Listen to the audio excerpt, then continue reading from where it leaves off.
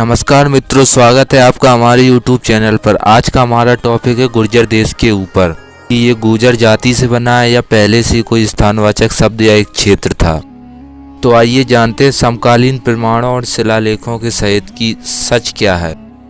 तो गुर्जर देश का सर्वप्रथम उल्लेख 300 ईसा पूर्व के ग्रंथ पंचतंत्र में मिलता है, जहाँ कहीं भी गुर्जर जाति या प्रजाति या वंश का उल्लेख नहीं हुआ है, बल्कि गुर्जर देश का उल्लेख हुआ, यानी स्थानवाचक शब्द का, जिसमें एक निर्धन व्यक्ति का जिक्र होता है और वह व्यापार करना चाहता है। तो उससे यह कहा जाता है कि आप गुर्जर देश जाइए और वहाँ से एक ऊँट खरीद कर लाइए, जिसके बाद वह वहाँ जाता है। तो इस प्रमाण से यह स्पष्ट होता है कि गुर्जर शुरू से ही एक स्थानवाचक शब्द था, ना कि कोई जाति। फिर इसके बाद अगला प्रमाण मिलता है 200 ईस्वी के ग्रंथ कामसूत्र से, जिसके ईश्वर कामित प्रकरण के 30वें श्लोक का 13वीं शताब्दी में यशोधर नामक विद्वान ने पुनः अनुवादित किया था, जिसमें कोट्टम नामक स्थान का वर्णन आया है, जो कि गुर्जरा देश में था, जिसे वर्तमान में गुजरात कहते हैं। यहाँ पर गुजराते कोट्टम नाम स्थानम से स्पष्ट है कि गुर्जर यहाँ स्थानवाचक शब्द था, ना कि जातिवाचक। पंचतंत्र के 1000 वर्षों तक गुर्जर शब्द किसी भी ग्रंथ या अभिलेख में नहीं मिलता है, यानी यह स्पष्ट है कि अगर यह कोई वंश या जाति होती तो इसका उल्लेख कहीं न कहीं अवश्य हुआ होता, जो 1000 वर्षों तक गायब रही और फिर पैदा हो गई। स्पष्टता यह एक स्थान ही था। लेकिन मुख्य विवाद प्रत्यार वंश पर है कि ये गुर्जर जाति था या राजपूत, जिसे हम आगे तथ्यों के साथ प्रमाणित करेंगे। 1000 वर्षों बाद 7वीं सदी में गुर्जर शब्द का उल्लेख चीनी यात्री ह्वेनसांग ने अपनी यात्रा विवरण में किया। वह हर्षवर्धन के काल में भारत आया था। उसने गुर्जर देश का उल्लेख किया, जिसे कुचैलो कहा, तथा उसकी राजधानी भीनमाल बताई। और उसके ग्रंथ के अनुसार 635 ईस्वी में वहाँ 20 वर्षीय क्षत्रिय शासक का राज था, जो कि चाप या चावड़ा वंश से था। उसके अनुसार गुर्जर देश की परिधि 833 मील थी। इस ग्रंथ से यह स्पष्ट होता है कि किसी क्षेत्र की परिधि 833 मील होगी, ना कि किसी जाति की या किसी वंश की। हर्षवर्धन के ही दरबारी कवि बाण भट्ट द्वारा लिखी हर्षचरित के 6वें उच्छ्वास के पृष्ठ संख्या 120 पर लिखा है: बूढ़ हरि केसरी सिंधु राज ज्वरो गुर्जर प्रजागरो गांधारी पंग अंध द्वीपकूट पालको लाट पाटव पाटेश्वरो। जहाँ पर हर्ष के पिता प्रभाकर वर्धन को हूणों, गांधार, सिंधु, गुर्जर और लाट देशों का विजय करने वाला बताया गया है। अब इससे यह पूर्णतः स्पष्ट है कि प्रभाकर वर्धन पुष्यभूति वंश का था, जिसने गुर्जर नाम के क्षेत्र को जीता था। अर्थात उस समय इस नाम की कोई जाति नहीं थी, बल्कि एक क्षेत्र था। फिर इसके बाद ही चालुक्य वंश के राजा पुलकेशिन द्वितीय के 634 ईस्वी के ऐहोल अभिलेख का नाम आता है, जिसे वर्तमान में इतिहास चोरों द्वारा इतना बढ़ा चढ़ाकर बताया गया कि इसमें हमारी जाति का वर्णन हुआ है। तो ये रहा संपूर्ण ऐहोल अभिलेख। इसमें एक जगह को छोड़कर कहीं भी गुर्जर शब्द नहीं आया है, और वो शब्द इस प्रकार है। इस अभिलेख की 22वीं पंक्ति में लिखा है: प्रतापो पंथा यस लाट मालवा गुर्जरा दंडो पनत सामंत चर्याचार्या इवा भवन, जिसका अर्थ है कि राजा पुलकेशिन ने अपने प्रताप से लाट, मालवा, गुर्जरा तीनों के शासकों को पराजित कर अपने अधीन कर लिया है। वह उन्हें दंडित कर अपना सामंत बना लिया है। अब यहाँ किस भैंस चोर या गाय चोर प्रजाति का वर्णन हुआ है, मुझे तो समझ नहीं आता है। झूठ फैलाने की भी कोई सीमा होती है। यहाँ पर साफ साफ लिखा है कि लाट भी एक स्थान है, मालवा भी एक स्थान, तो गुर्जरा जाति कैसे? अब 7वीं सदी की ह्वेनसांग की यात्रा विवरण हर्षचरित व ऐहोल अभिलेख से यह स्पष्ट है कि गुर्जर एक स्थानवाचक क्षेत्र था, और इस समय तो प्रत्यार वंश भी किसी मुख्य शासन की भूमिका में नहीं था, बल्कि दूसरों के सामंत के रूप में था। यानी प्रत्यारों के मुख्य शासन के उद्भव से पहले ही यह स्थानवाचक शब्द था, जिस पर चावड़ा, गुप्त, पुष्यभूति, चालुक्य आदि वंशों ने शासन किया।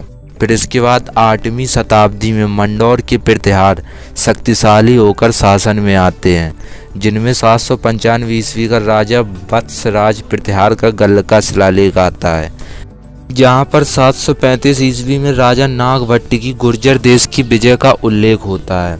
यह इस प्रकार है। इस शिलालेख की तीसरी लाइन में लिखा है, अस्त दुर्जया गुर्जर अर्जिता जयम राजा जगते उर्जिताम श्रीमान नागभट्टो, जिसका अर्थ है कि अपराजित रहने वाले गुर्जर देश के शासक यानी कि वर्तमान के चावड़ा, इनको प्रत्याहार वंश के स्वामी नागभट्ट द्वारा पराजित कर जीत लिया जाता है। यहाँ स्पष्ट है कि प्रत्याहार वंश का प्रथम शक्तिशाली राजा, जिसके बारे में यह शिलालेख खुद बता रहा है कि उसने दुर्जय गुर्जर देश के शासकों को पराजित कर दिया है। अब यहाँ तो यह स्पष्ट है कि प्रत्याहार के आगे जो गुर्जर लगा है वह कोई जाति नहीं है, बल्कि उन्होंने एक गुर्जर देश को जीता था, जिसका सीधा अर्थ है गुर्जर देश का प्रत्याहार, यानी गुर्जर एक स्थान है, ना कि कोई जाति। यह बात हम बार बार दोहरा रहे हैं और इस वीडियो के अंत तक हम इसको सिद्ध करके दिखाएंगे। अब इसी बात की पुष्टि 736 ईस्वी के पाल वंश के राजा अमोघ वर्ष प्रथम के सज्जान ताम्रपत्र से होती है, जिसकी 7वीं पंक्ति में लिखा है, प्रत्याहारी कृत येन गुर्जरेशा आदि राजकम, यानी गुर्जर देश का राजकार अब प्रत्याहार राजन्यों के पास है। अब इस ताम्रपत्र से तो हर चीज स्पष्ट हो जाती है कि जिसमें चालुक्य पाल राष्ट्रकूट राजाओं के वर्णन के बाद प्रत्याहारों का भी वर्णन होता है, जिसमें उन्हें गुर्जर क्षेत्र का राजा बताया गया, ना कि कोई जाति। और यह शिलालेख तो समकालीन प्रत्याहारों के उद्भव के समय का है, यानी अब यह पूर्णतः स्पष्ट हो चुका है, जिसे कुछ इतिहास चोर घुमा फिराकर जाति बता रहे थे। फिर इसके बाद अगला प्रमाण आता है 778 ईस्वी की उद्बोधन सूरी द्वारा रचित कुवलय माला नामक ग्रंथ से, जिसमें शिवचंद्र और यक्षदत्त नाम के 2 व्यक्ति गुर्जर देश भीनमाल घूमने जाते हैं, जहां उनके लिए पंक्ति प्रयुक्त होती है, रम्मो गुर्जर देशो जे ही कहो देव हर एहम, जहां पर यह कहा जाता है कि गुर्जर देश की सुंदरता का वर्णन किया जाता है, उसके देव मंदिर की खूबसूरती बताई जाती है। अब ये किताब भी उसी समय की है, जो स्पष्ट करती है कि गुर्जर उस समय एक स्थान ही था, ना तो ये किसी जाति के नाम पर बना था, और ये एक क्षेत्र विशेष था। इसके बाद लाट देश के सोलंकी राजा पुलकेशी अभिनजन श्रेय के 739 ईस्वी के नवसारी दानपत्र में लिखा है, तरल तरतार तरवारदा ऋतोदित सैंधवक कच्छेल सौराष्ट्र चावोटकद मौर्य गुर्जरादि राज्य, जिसका अर्थ है कि राजा पुलकेशिन ने अपने शौर्य से सैंधवक कच्छेल सौराष्ट्र चावोटकद मौर्य गुर्जरा आदि राज्यों को आक्रमण कर नष्ट कर दिया था। अब यहाँ गुर्जरादि राज्य से सीधा अर्थ निकल रहा है कि 8वीं सदी में यह सिद्ध होता है कि इस नाम का केवल एक क्षेत्र था, ना कि कोई आजकल की ये फर्जी जाति। इसके बाद अगला विवाद उठता है बड़ौदरे के दानपत्र पर, जिसे इतिहास चोर जोर जोर से चिल्लाकर कहते हैं कि यहाँ गुर्जर जाति के राजा का जिक्र हुआ है। ये रही उस दानपत्र की पंक्ति जिसमें लिखा है, गौड़े द्रवंगपति निरज्ये दुर्विद्ग सदा गुर्जरेश्वर दिग्रग लताम चायस नित्वा भुजम विहत मालवा रक्षणात् स्वामी तथ्यानपि राजच्च फलानि भुक्ते। 9वीं सदी के इस ताम्रपत्र में समय के सभी राज्यों का वर्णन होता है, जैसे गौड़ तथा द्राविड़ क्षेत्र के राजा, लाट देश के राजा, मालवा देश के राजा और इसी क्रम में गुर्जर देश के राजा, जिसे शिलालेख में गुर्जरेश्वर कहा गया है। अब कुछ अनपढ़ इतिहास चोरों ने इसे जाति समझ ली है, तो उनका ये भ्रम भी हम दूर कर देते हैं। ये रही सोमेश्वर द्वारा रचित कीर्ति कौमुदी का सर्ग 2, जहाँ पर लाटेश्वरस्य कच्छ भूपालम मालवेश्वरस्य सिंधुपति शाकांबरी सोपी मालवा स्वामिनः आदि क्षेत्रों के राजाओं का वर्णन हुआ है, जहाँ लाटेश्वर का अर्थ है लाट देश का राजा। तो फिर बड़ौदरे के ताम्रपत्र में गुर्जरेश्वर का अर्थ गुर्जर जाति का राजा कैसे हो सकता है? जब लाटेश्वर का अर्थ है कि लाट देश या प्रदेश का राजा, तो फिर गुर्जर प्रदेश का राजा क्यों नहीं हो सकता? जबकि दोनों प्रतियां 9वीं सदी की है। मतलब अर्थ का अनर्थ करके ये फर्जी इतिहास चोर कुछ भी झूठ फैला रहे हैं। ताम्रपत्र में स्पष्ट है कि गुर्जरेश्वर का मतलब गुर्जर क्षेत्र का राजा, ना कि कोई जाति। अब हम इस वीडियो में 2 ऐसे बड़े सबूत दिखाएंगे जो इस विवाद को एकदम दूर कर देंगे। पहला है राजा मिहिर भोज प्रत्याहार का शिलालेख, जिन पर राजपूत और गुर्जरों में सबसे ज्यादा विवाद है। यह है 843 ईस्वी का जोधपुर का ताम्रपत्र, जिसे खुद राजा मिहिर भोज ने लिखवाया है, जिसकी एक पंक्ति में लिखा है, गुर्जरात्रा भूमो डैडवानक विशेष समस्वद शिवाग्रामे अग्रहारे, जिसका अर्थ है कि राजा भोजदेव प्रथम या मिहिर भोज ने गुर्जर क्षेत्र या गुर्जरात्रा भूमि के डेडवानक जिले का सिवा नामक छोटा गांव अपने सामंतों को दान में दे दिया है। अब यहाँ राजा मिहिर भोज खुद चिल्ला चिल्ला कर कह रहे हैं कि गुर्जर एक क्षेत्र और भूमि का टुकड़ा है, ना कि कोई गोचर नाम की फर्जी जाति। तो यह दान पत्र खुद ही स्पष्ट कर रहा है कि सच क्या है। जिस राजा पर विवाद है वह राजा ही कह रहा है कि यह एक स्थानवाचक शब्द, ना कि जातिवाचक। अब बात करते हैं स्कंद पुराण की, जिसके सह्याद्री खंड में, जिसे पूर्व मध्यकाल यानी राजपूत काल में लिखा गया था। इसमें एक श्लोक आता है जहाँ पर लिखा है, द्राविड़ाश्चैव तेलगा कर्नाटा मध्य देशा गुर्जरा चैव पंचचैते कथयन्ते पंच द्राविड़ा। जहाँ पर 5 द्राविड़ ब्राह्मणों की बात हो रही है, जिसमें तेलंगाना, कर्नाटक, द्राविड़ा, मध्य देश व गुर्जर क्षेत्र के ब्राह्मणों का उल्लेख है। अब यह श्लोक तो अपने आप में ही बता रहा है कि 4 क्षेत्रों के बाद 5वां क्षेत्र गुर्जर खुद एक क्षेत्र है। और यहाँ तो गुर्जर ब्राह्मण कहा गया, यानी गुर्जर क्षेत्र का ब्राह्मण। क्या ब्राह्मण भी गुर्जर जाति से हो गए? बिल्कुल नहीं। यहाँ इस शब्द से बिल्कुल स्पष्ट है कि यहाँ गुर्जर ब्राह्मण का अर्थ है गुर्जर क्षेत्र का ब्राह्मण, यानी गुर्जर एक स्थानवाचक शब्द है, ना कि कोई जाति। फिर इसके बाद अगला शिलालेख आता है परमार वंश के राजा भोर परमार का ग्वालियर शिलालेख, जो कि ग्वालियर के एक छोटे से उदयपुर नामक गांव से प्राप्त हुआ है। जहाँ लिखा है, चेदीश्वरे इंद्रत तोगल भीम मुख्यान कर्नाट लाटपति गुर्जरात तुरुस्कान यद्र मृत्यु मात्र विजितान वलोक्या मौला दोषणाम क्लानि कलयंती न योद्धादु लोकान। जिसका अर्थ है कि राजा भोज ने चेदी देश के राजा इंद्रत तोगल भीम आदि और लाट गुर्जर देश के राजा और मुस्लिम तुरुस्कान राज्य सभी पर विजय प्राप्त की। यानी यहाँ पर फिर एक बार गुर्जर को स्थान ही बताया गया है, जहाँ पर लिखा है गुजरात। अब कुछ अनपढ़ इतिहास चोरों ने इसका क्या अर्थ लगाया आप खुद ही देख सकते हैं। यहाँ उन्होंने इस शिलालेख को 1147 ईस्वी का गोयलोत वंश का बताकर सीधा मेवाड़ का इतिहास चुराने का प्रयास किया, जो कि उनका प्रयास पूरी तरीके से विफल साबित हुआ है, क्योंकि ये शिलालेख मेवाड़ का ना होकर उदयपुर ग्वालियर का, ना कि उदयपुर चित्तौड़गढ़ का।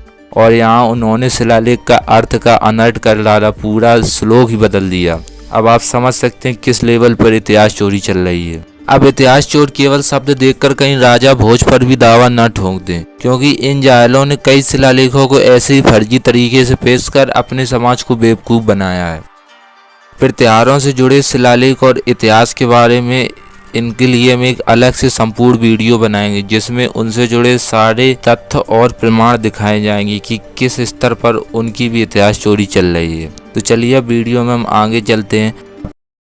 अब इसी 10वीं सदी के अंत का एक ऐसा शिलालेख आता है जिसका ना तो गुजरात से संबंध है और ना ही यहाँ के वंशों से, यानी दक्षिण के पूर्वी गंग वंश का श्रवण बेलगोला का स्तंभ लेख, जो राजा सत्यवाक कोयनी वर्मन का है, जिसकी 7वीं और 8वीं पंक्ति में लिखा है, गंग कुले सत्य कोयनी वर्मा धर्माधिराजस्य कृष्णराज उत्तर दिग्विजय विदिता गुर्जर अधिराजस्य। जिसका अर्थ है कि राष्ट्रकूट राजा कृष्ण तृतीय के कहने पर सत्यवाक ने उनके उत्तर भारत के दिग्विजय अभियान में गुर्जर देश को अपने अधीन कर लिया है, यानी अब वो गुर्जर अधिराज हो गया है। अब इतिहास चोर इस शिलालेख पर क्या कहेंगे। यहाँ तो ब्राह्मण कुल के गंगवंशी राजा को गुर्जराधिराज कहा गया है, अब क्या ब्राह्मणों पर भी दावा ठोकोगे? मतलब हद है तुम्हारी मूर्खता की इन जायलों ने उत्तर भारत के शिलालेखों को ही पढ़कर शब्द का बिना अर्थ निकाले अनर्थ कर दिया है। इस शिलालेख से तो 100% प्रमाणित होता है कि गुर्जर एक स्थान और क्षेत्र था, न कि कोई जाति। फिर त्योहारों के पतन के बाद उनके सामंत सोलंकी राजपूत अब स्वतंत्र हो गए थे और गुर्जर देश पर शासन करने लगे थे। अब बात करते हैं सोलंकी शासक अर्जुन वर्मा के 1225 ईस्वी के दान पत्र की, जिसमें उसके दादा बिंद वर्मा सोलंकी के लिए पंक्ति प्रयुक्त होती है, तत्सूनो वीर मूर्धन्यो धन्योत्पत्ति रजायत गुर्जरेच्छोद निर्वेदी बिंद वर्मा महासुता। जिसका अर्थ है बिंद वर्मा वीर मूर्धन्य यानी वीरों में अग्रणी और गुजरात वालों का उच्छेद करने वाला महासुत सोलंकी राजा था। यहाँ उच्छेद इसलिए कहा गया क्योंकि 1178 ईस्वी में मूलराज सोलंकी के निधन के बाद बिंद वर्मा गुजरात से स्वतंत्र हो गया था, जिसके कारण वहाँ की राज्य दशा और भी बिगड़ गई थी। अर्जुन वर्मा के इसी दान पत्र में उसके पिता सुभट वर्मा सोलंकी के बारे में भी लिखा है। यहाँ उनके लिए पंक्ति प्रयुक्त होती है, यस्य जलति दिग्जेतु प्रताप पस्त पनुधते दावा अग्नि सुमना धापी गर्जन गुर्जर पत्ने। यानी सुभट वर्मा के प्रताप की दावा अग्नि का गुर्जर देश में जलने का उल्लेख हुआ है। तो भट्ट वर्मा की गर्जना ने गुर्जर देश पर हमला करने वाले राजा का पतन कर दिया, जो कि उस समय गुर्जर देश पर धार देश के राजा ने हमला कर दिया था। अब इस दानपत्र के दोनों उल्लेखों से यहाँ यह स्पष्ट होता है कि गुर्जर हमेशा एक क्षेत्र रहा है, इस पर अनेक वंशों के बाद सोलंकियों का भी शासन आया। फिर इसके बाद अगला प्रमाण आता है 1251 ईस्वी के देवगिरी के राजा कृष्णदेव यादव की तसगांव ताम्रपत्र से, जिसकी 38वीं पंक्ति में लिखा है, जाता पूर्व मुदीचा वर्तमानी सतानंदो द्विजो गुर्जर कृष्णात्रे कुले श्रुति स्मृति सदाचारी कचा भूर्तेहा, जिसका अर्थ है कि सतानंद नाम के कृष्णात्रेय कुल का ब्राह्मण, जिसकी श्रुति स्मृति पूरब से लेकर वर्तमान तक यहाँ पर है, जो गुर्जर देश से आया था।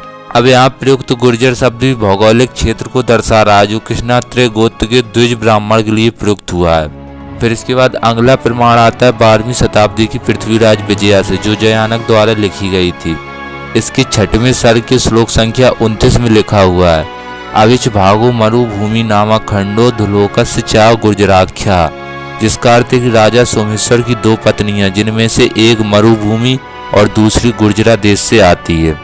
अब यहाँ फिर से स्थानवाचक शब्द स्पष्ट हो रहा है, फिर भी कुछ अनपढ़ मूर्ख इसे जाति समझेंगे, तो उनके लिए इसी श्लोक के नीचे संस्कृत में लिखा है गुर्जर नामा स्वर्ग खंडे, यानी गुर्जर नाम का खंड और क्षेत्र, जो एकदम से स्पष्ट कर रहा है कि इस नाम का उस समय केवल एक क्षेत्र था, ना कि कोई जाति। फिर इसके बाद अगला प्रमाण आता है 11वीं सदी के शासक कुमारपाल सोलंकी के समय की जैनों की ताड़पत्री पांडुलिपि, जिसमें लिखा है कि अथ अस्ति गुर्जर देशो विख्यातो भुवनेत्रे, जिसका अर्थ है कि गुर्जर नाम का देश जो तीनों ओर प्रसिद्ध है, यानी उत्तर में सपादलक्ष्य, दक्षिण में लाट देश, पूर्व में मालवा देश आदि में विख्यात है। यह पांडुलिपि जो जैन धर्माचार्यों की, वह भी स्पष्ट कर रही है कि उस समय गुर्जर नाम की कोई जाति नहीं थी, बल्कि एक क्षेत्र था। इसके बाद अगला प्रमाण आता है 13वीं शताब्दी की प्रभावका चरित नामक जैन ग्रंथ से, जिसमें लिखा है अस्ति स्वस्थ निधि श्रीमान देशो गुर्जर संज्ञा, जिसका अर्थ है कि गुर्जर नाम की संज्ञा का एक देश है, जो कि निधि में धन और शुभता का प्रतीक है, यानी यहाँ भी स्पष्ट हो रहा है कि गुर्जर एक स्थानवाचक शब्द है। अब हम बात करते हैं अपने वीडियो के दूसरे सबसे बड़े प्रमाण की। जो पहला प्रमाण हम राजा मिहिर भोज के जोधपुर दानपत्र के रूप में पहले दिखा चुके हैं। अब बारी आती है 1488 ईस्वी के गुजरात के सुल्तान महमूद बेगड़ा का दोहर शिलालेख, जिसमें मुजफ्फर साहब प्रथम के लिए पहले श्लोक में लिखा है, श्री गुर्जरेशु नृप कुल तिलक, यानी गुर्जर प्रदेश के अधिपति हमारे कुल के तिलक, अर्थात महमूद बेगड़ा के पूर्वज। अब इस शब्द पर गोचर इतिहास चोर महासभा क्या कहेगी? यहाँ तो मुस्लिम शासक तक को गुर्जर बताया गया है, मतलब इतिहास चोर इस पर कोई दावा नहीं ठोक रहे हैं, क्योंकि ये राजपूत नहीं मुस्लिम है, मतलब जो अच्छा लगता है इनको वही उठा लेते हैं। और फिर भी यहाँ गुर्जरेशु नृप कुल तिलक का मतलब है गुर्जर देश का अधिपति, ना कि कोई जाति।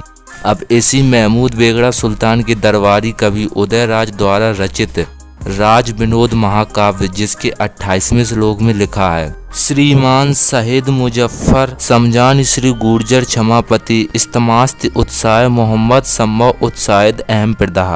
अब अगर इतिहास चोर इस श्लोक को बिना अर्थ के पढ़े तो फटाक से बोलेंगे कि मुजफ्फर साहब ही गुर्जर है, जबकि यहाँ ऐसा नहीं है। यह मुजफ्फर साहब प्रथम को मोहम्मद का वंशज और क्षमा प्रिय गुर्जर देश का अधिपति यहाँ बताया गया है, जो यह सिद्ध करता है कि गुर्जरा क्षेत्र पर जिसने भी शासन किया, चाहे वो हिंदू हो या मुस्लिम हो, सबको गुर्जराधिराज, गुर्जरपति, गुर्जर नरेश आदि उपाधियों से सम्मानित किया गया। और उनके समकालीन अभिलेखों, शिलालेखों और ग्रंथों में इन चीज़ों का उल्लेख भी है, जिसको आधार बनाकर गुर्जर महासभा या गुर्जर महासभा इन पर दावा ठोक रही है, जो कि एकदम निराधार है। राज विनोद में कई जगह पर गुर्जर देश का जिक्र आया है, जैसे उल्लास 2 में दिल्ली पुराद गुर्जर देश मैत्य दधार यो मूर्धिन सिताम पत्रम, अर्थात दिल्ली से गुर्जर देश के सुल्तान के लिए कोई पत्र आया है। इसी प्रकार श्लोक संख्या 14 जहाँ लिखा है फिरोज शाह समय जजे श्री गुर्जरात्रा भूवि पावशाही, जिसका अर्थ है कि इस मुस्लिम वंश में सर्वप्रथम फिरोज शाह ने हिंदू राजाओं को हराकर गुर्जर देश की गद्दी पाई थी। इन सभी उदाहरणों से यह प्रमाणित होता है कि 550 ईस्वी से 1488 ईस्वी तक हमने जितने भी समकालीन अभिलेख दिखाए हैं, सभी में गुर्जर को स्थान ही बताया गया, ना कि कोई जाति। फिर इसी प्रकार 14वीं शताब्दी की प्रबंध कोश, जिसमें कई जगह गुर्जर देश का जिक्र होता है, जैसा कि पहला श्लोक है आमस्य भुक्तो गुर्जरादि देशम, यहाँ भी गुर्जर को एक देश ही बताया गया।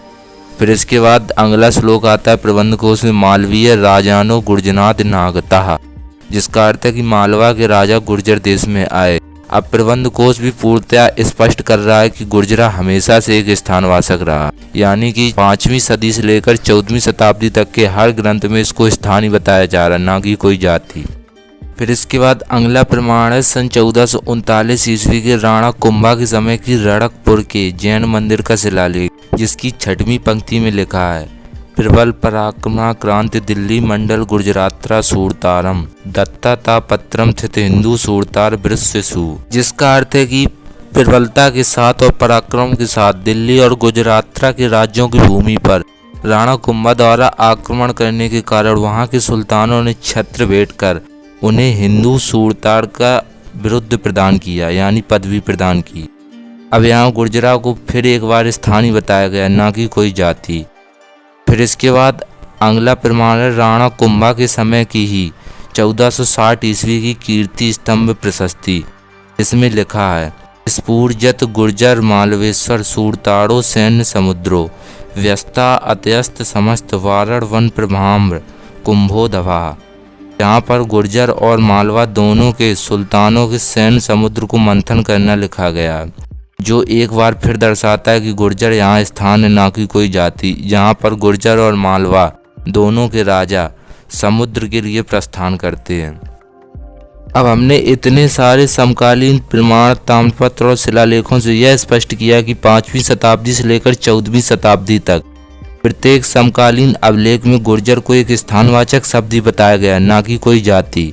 वीडियो के शुरू से लेकर अंत तक हमने जो प्रमाण दिखाए जो ये साबित करते हैं कि गुर्जर एक स्थानवाचक है, उनमें पंचतंत्र, ह्वेनसांग का यात्रा विवरण, हर्षचरित, गल्ल का शिलालेख, सज्जान ताम्रपत्र, नवसारी ताम्रपत्र, बड़ौदा व जोधपुर का दानपत्र, कीर्ति कौमुदी, स्कंद पुराण, ग्वालियर का शिलालेख, अर्जुन वर्मा का ताम्रपत्र, तसगांव प्लेट, पृथ्वीराज विजया, दोहड़ शिलालेख, राज विनोद महाकाव्य, प्रबंध कोश, रणकपुर व कीर्ति स्तंभ की प्रशस्ति आदि प्रमुख थे, जिन सभी से यह स्पष्ट होता है कि गुर्जर एक स्थानवाचक शब्द है।